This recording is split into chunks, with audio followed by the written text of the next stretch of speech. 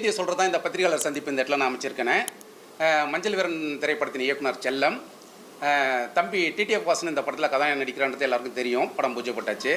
தற்சமயம் என்ன செய்தினா, இந்த மஞ்சள் வீரன் திரைப்படத்திலிருந்து தம்பி டிடிஎஃப் வாசனை முழுமையாக நீக்கப்படுகிறார்.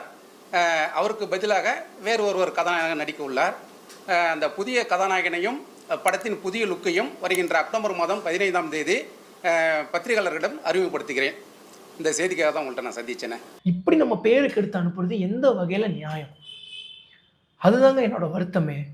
மஞ்சள் வீரன் படத்துல இருந்து டிடிஎஃப் வாசன் நீக்கப்பட்டாரு.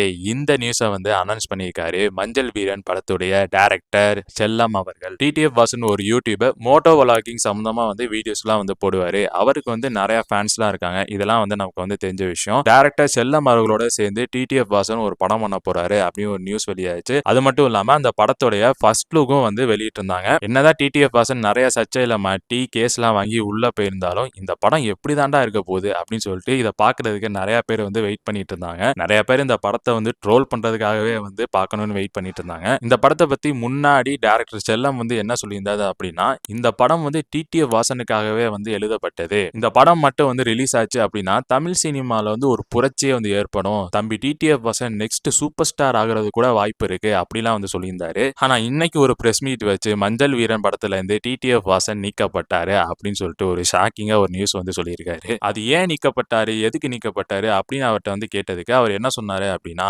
தம்பி டிடிஎஃப் வாசன் அவர்களுடைய சூழ்நிலையும் என்னோட சூழ்நிலையும் ஒத்து போகல, அதனாலதான் நாங்க அவரை படத்துல நீக்கிட்டோம் அப்படின்னு சொல்லியிருக்காரு. மற்றபடி எங்களுக்குள்ள எந்த பிரச்சனையும் கிடையாது. எனக்கு ஒரு 2 நாள் நடிச்சுட்டு போறது, ஒரு 3 நாள் நடிச்சுட்டு போறது அப்படிலாம் இருக்கக்கூடாது. என் கூட இருந்து அவர் நடிச்சு கொடுத்துட்டு போகணும். இது ஒரு வாழ்வியல் சம்பந்தமான படம் அப்படின்னு சொல்லியிருக்காரு. அது மட்டும் இல்ல, படத்தோட பூஜை எல்லாம் போட்டாச்சு. கதாநாயகன் மட்டும் இல்லாம மற்ற போர்ஷன்ஸ் எல்லாம் நாங்க எடுத்துட்டோம். கிட்டத்தட்ட ஒரு 30% படப்பிடிப்பு முடிஞ்சிருச்சு அப்படின்னு சொல்லியிருந்தாரு. டிடிஎஃப் வாசனுக்கு பதிலாக வேற ஒரு ஹீரோவை போட்டு நாங்க எடுக்க போறோம் அப்படின்னு சொல்லியிருக்காரு. இதுல என்ன இன்ட்ரெஸ்டிங்கான ஃபேக்ட் என்னன்னா, டிடிஎஃப் வாசன் மஞ்சள் வீரன் படத்துல இருந்து நீக்கப்பட்டது டிடிஎஃப் வாசனுக்கே தெரியாதாங்க அப்படின்னு சொல்லியிருக்காரு. இனிமேதான் டைரக்டர் செல்லம் அவர்கள் அவர்கிட்ட போய் சொல்ல போறாராம். இந்த படத்துக்காக வெயிட் பண்ணிட்டு இருந்த டிடிஎஃப் வாசன் அவர்களுடைய ஃபேன்ஸை நினைச்சாதாங்க கொஞ்சம் பரிதாபமா இருக்கு. இதை பத்தின உங்களுடைய கருத்தை நீங்க கமெண்ட் செக்ஷன்ல சொல்லிட்டு போங்க. இந்த மாதிரியான அப்டேட்ஸை தெரிஞ்சுக்க நம்மளுடைய சேனல் VSOP வாய்ஸஸ் ஆஃப் பப்ளிக்கை லைக் பண்ணுங்க, ஷேர் பண்ணுங்க, கமெண்ட் பண்ணுங்க, மறக்காம சப்ஸ்கிரைப் பண்ணுங்க.